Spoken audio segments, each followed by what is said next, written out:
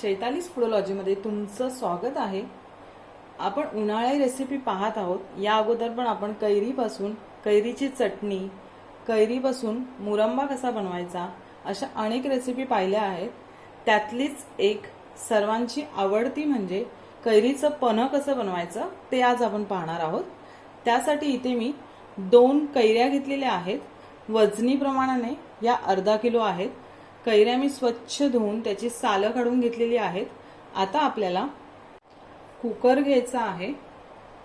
इथे मी कुकर मध्ये खाली तळाला असं पाणी घातलं आहे आणि आपण जे कैरी घेतले आहेत त्या यामध्ये ठेवायच्या आहेत। असं एका भांड्यामध्ये ठेवायच्यात या कैऱ्या आणि झाकण लावून आपल्याला मध्यम आचेवरती 2 शिट्ट्या करून घ्यायच्या आहेत। कैरी आपली चांगली शिजलेली आहे, हे पहा।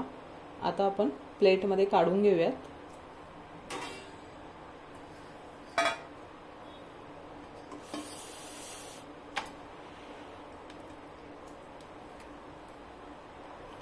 आता काय करायचं आपल्याला, हाताने हा सर्व गर आहे ना तो काढून घ्यायचा आहे।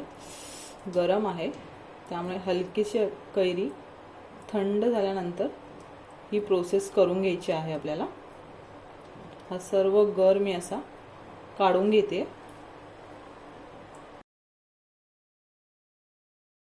सर्व कैरीचा मी गर असा काढून घेतलेला आहे। आता यामध्ये आपल्याला गूळ मिक्स करायचा आहे। 1 कप कैरीचा जर गर निघाला तर त्यासाठी आपल्याला 1 कप गूळ घालायचा आहे। इथे अगदी बारीक करून घेतलेला गूळ मी यामध्ये घालतेय।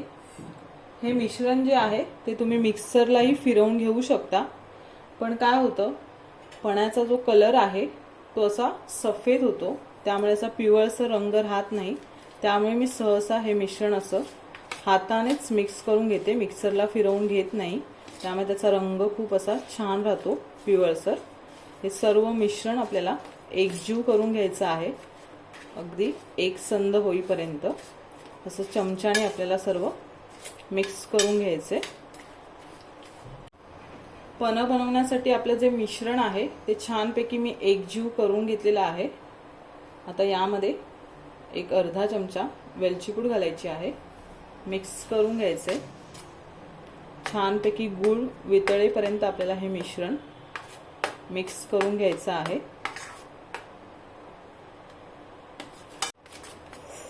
मिक्स करून घेतलेला आहे। वेलची पूड घातल्यानंतर मस्त असा सुगंध सुटलेला आहे। छानपैकी असा हा पणाचा जो गर आहे तो तयार झालेला आहे। आता पन्ह कसं बनवायचं ते बघूयात आपण। पन्ह बनवण्यासाठी अर्थातच आपल्याला ग्लास लागतील।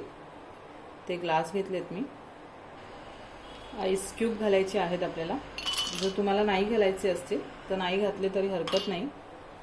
यामध्ये आता गर घालायचा आहे।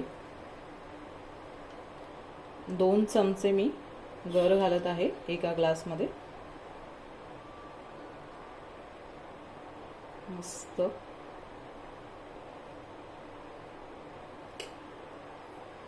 थंड पाणी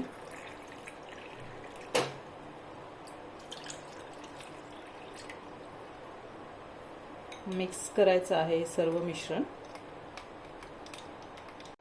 मस्त आपलं असं थंडगार पन्ह तयार झालेला आहे। दिसायलाही खूप सुंदर दिसतंय, छान रंग आलेला आहे पिवळसर। अगदी झटपट आणि पटकन असं थंडगार पन्ह हे तयार होतं। तुम्हीही नक्की हे पन्ह एकदा बनवून पहा। उन्हाळ्याच्या दिवसांमध्ये प्यायला खूप चांगलं असतं हे पन्ह। आता जो हा गर आहे तो तुम्ही बंद बरणीमध्ये काचेच्या 2 ते 3 महिने फ्रीज मध्ये छानपैकी ठेवू शकता आणि जेव्हा पाहिजे तुम्ही पन्ह हे बनवून पिऊ शकता। ही रेसिपी आणि हा व्हिडिओ तुम्हाला आवडला असेल तर जरूर चैतालीस फूडोलॉजी चॅनलला सबस्क्राइब करा, लाईक करा, शेअर करा। भेटूया आपण अशाच पुढच्या एक नवीन रेसिपी सोबत। तोपर्यंत धन्यवाद।